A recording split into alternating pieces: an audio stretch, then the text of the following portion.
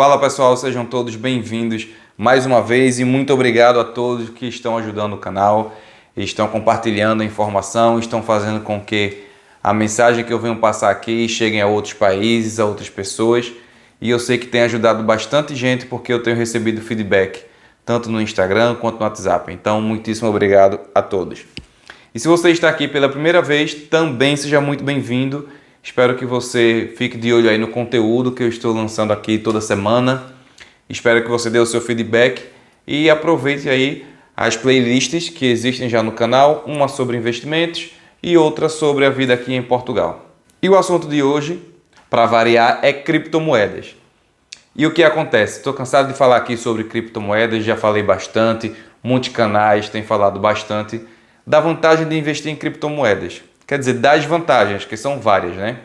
Quando você compara com a moeda física, né? Moeda fiat, como é chamado, que pode ser dólar, euro, real, enfim. Inclusive o real recentemente completou 27 anos de existência. E desde a sua criação até agora, o mês de julho de 2021, ele desvalorizou mais de 80%. E quando você vai comparar o Bitcoin, com apenas 12 anos de existência, você vê uma valorização aí acima de 1.000, de 5.000%. Enfim, subiu muito o Bitcoin. Então a gente vê cada dia a oportunidade de as criptomoedas tomarem mais espaço. E são várias as vantagens, como ser deflacionário, né? Então é um ativo que não vai sofrer inflação, é um ativo que ninguém manipula. Ninguém manipula não, até manipula. O Elon Musk manipula bastante, mas ninguém comanda, ninguém diz quanto você vai receber, quem vai receber, como uma moeda física. E uma das vantagens de uma criptomoeda para uma moeda normal é que você tem 100% do controle. Você manda literalmente no seu patrimônio, se o seu patrimônio estiver em Bitcoin ou outra criptomoeda. Ah, Gilmar, mas eu mando no meu dinheiro que está lá no Itaú, na Caixa, no Santander. Tem certeza que você manda? Vou botar um trecho de um vídeo aqui, não vou botar o vídeo inteiro, vou deixar o link na descrição se vocês quiserem ver o vídeo completo, que é de outro canal e posso ter problema com isso aqui na plataforma. Mas enfim, vocês vão ver um cara famoso, milionário, que tentou fazer uma transferência que só porque era alta e ele não estava no país de origem, ele não conseguiu. E vocês vão ver os motivos e como se deu esse caso. Vou mostrar uma parte do vídeo, se você quiser ver o vídeo inteiro, vejam aí depois no link. Depois eu faço as considerações finais, depois de vocês assistirem a parte desse camarada falando aí, que é algo surreal. Se isso foi com um cara milionário e famoso, imagina com você. When I was getting involved in the furniture business, there was a friend of mine named Eni Archibald, who actually is one of the world's best designers. He had just left the school. He was in Switzerland. He was studying luxury at his university and creating really beautiful objects. And you know, this guy had been my friend when he lived in the United States. I said, whatever you want to do, I'm going to contribute to you. I'm going to invest in you. And I said, you know, let's make a product. I want you to design it, and you know, we'll put it out. You will blow up, and the whole thing is to get you the recognition that you deserve, because that's really, really hard for most artists. And we took it to Milan for the Salon de Mobile, which was, and they had an emerging designers conference called the Salon Satellite, which was brand new designers. And it was a hit. I spent all my money, and I ended up spending double because in order all his designs were so beautiful. And the thing was, when we were at Salon de Mobile it was in Milan, Italy, and I flew everyone over, and we had a nice little. It was a huge exhibition, and what was happening is the exhibitors needed more money. And I was like, oh, okay. You know, there was always these little fees and little things that I had to take care of. And there, I was out of the country. So I didn't have, you know, my ATM. It was more than my ATM could give me. So I had American Express send me money and basically, you know, my own money, basically. And I was supposed to pick up the transfer, the wire at a bank right there in Milan.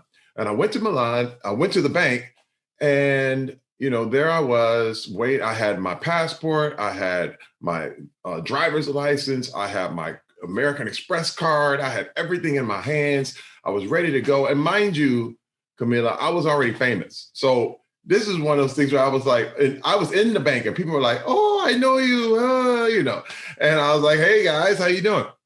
And the bank manager they had a secure glass. I'll never forget this. It was this big, thick, bulletproof glass that was sitting up there.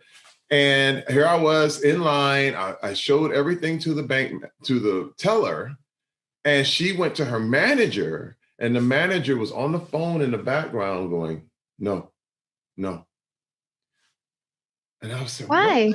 Why? Right. And that's exactly where I was going. I was like, what's going on? And he was on the phone with American Express, literally. And then I got on the phone with American Express, and I said, I see the person you're talking to.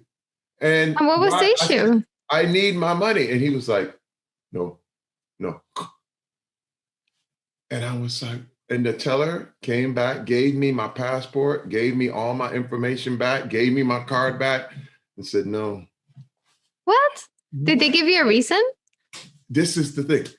So I talked to the guy and from American Express, and he's like, I'm so sorry, Mr. Cruz. We're having difficulty. I can send you somewhere else. And this is just weird. What year was this?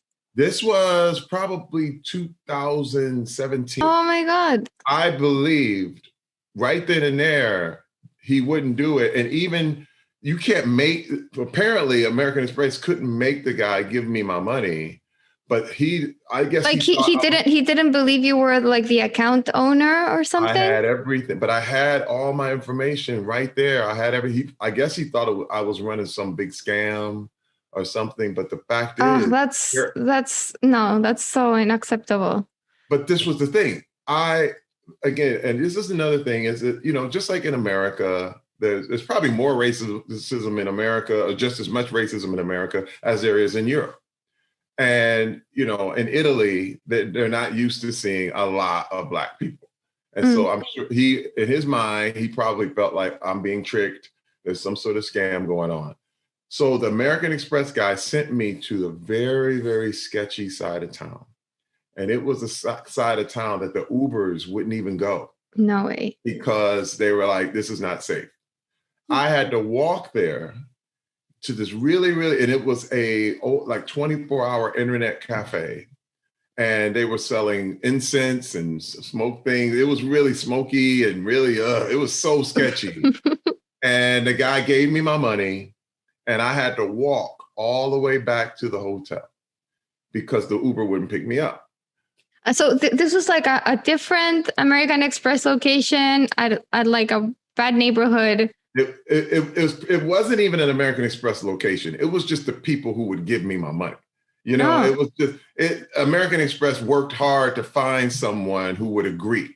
Okay. And this is what happened. But I had a Black card. I mean, this is like the best American Express card you could ever have. I mean, and you couldn't even access your money.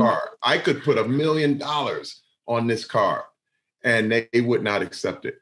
But on the way, and this is why I said it's kind of a long story, but this is where it all comes together. On that walk back to the hotel, I said, this can never happen again. On that walk, I was thinking, I said, look at the ability of someone. I'm already rich. I'm already famous. And I can't get access to my own money. And I thought these are gatekeepers. These are people who are preventing you from succeeding in some way, shape, or form. This is a system. This is something that if even when you do everything right, even when your credit is A1, even when you do everything down to the letter, they can still say no. It blew my mind. Yeah, it's crazy. And I said, there's got to be another way. There's got to be another way. And Camila, once I started to look and do research and I found out about crypto and I started to look into the democratization of what crypto is, and it did not care what color I was. It doesn't. If I had fulfilled all the requirements of the smart contract, it must go through. People cannot. No one person can say no to me. It's the whole community. It's no one. It's one thing that blew me away is being decentralized is truly power. Because a country can't even say you can't have it. You know what I mean? This is about a whole nother system. When I saw DeFi and I saw the ability for people, you have to understand, when I started doing the research, I started to see how people in Africa were being denied ownership of the places that they already knew their families already owned simply because they had no record. And so I said, this is a way, if you can put it on the blockchain, if you can put the record of you owning your own land and your own places and all your contracts of what your family has on the blockchain, no one can refute it. So many people are told, nope, that's not yours, it's mine. I have more records than you do. But the fact that we can have a ledger that proves who you are, where you come from. And I'm telling you, I said, this is the way of the future. After that, I said, I have to find a way to get involved with this cryptocurrency because it truly, truly is something that everyone needs in their life. We're subject to whatever that someone would let you have. But with crypto and with this, the way things work here is that it's true freedom. I mean, it's permissionless. I love it. You don't need to ask permission for anyone. You're your own bank. You own your own assets. You don't, if you want to transfer, it doesn't care who you are, but it doesn't matter where you are either. So it doesn't matter if you're in Milan or in the US. It's a global network. So you can just transfer to wherever, from wherever, without asking any bank, no intermediaries. It's beautiful. So much. It hurt me so much. I said, I'll never, because I did everything right. You know what I mean? Like, I did everything I was supposed to do, you know? Então vocês viram aí uma pessoa famosa, com muito dinheiro, um cartão de crédito conceituadíssimo ao redor do mundo todo, e mesmo assim ele não teve domínio sobre o seu dinheiro. É algo assustador. Por isso que a criptomoeda vem tomando mais e mais espaço. Gente, o Bitcoin, vou falar aqui, tem mais de 10 mil criptomoedas, tá bem? Mas eu vou focar no Bitcoin, que é a principal, né? É a que tem mais tempo no mercado e está se consagrando a cada dia como uma ótima reserva de emergência, uma ótima reserva de capital, tá? Vocês podem ver que o fundamento principal do Bitcoin é a praticidade, é o P2P. Liga um ponto a outro sem precisar de um intermédio, que é o banco. Quando você quer transferir hoje o seu dinheiro para alguém, você vai precisar de um banco para fazer esse intermédio. O Pix até está facilitando, mas mesmo assim você tem um limite. Enfim, alguém tem que liberar. Se o seu limite é 1.000, quer transferir 2.000, alguém tem que liberar um valor maior para você. Tem que ligar, tem que pedir. E o Bitcoin não, você transfere. Estou aqui em Portugal, se quiser transferir para você que está no Brasil, para você que está na Índia, para você que está na Coreia do Sul. Qualquer lugar do mundo, gente. É tudo feito ali pela blockchain que ninguém tem domínio.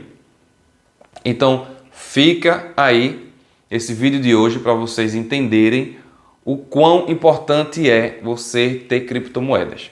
Ok, pessoal? Então, espero ter sido bem claro. E aí fica a interpretação de vocês. Esse vídeo que vocês viram, esse depoimento dessa pessoa famosa. Essa outra pessoa famosa que eu mencionei agora, o Tom Cavalcante, pesquisem também sobre o que foi que houve.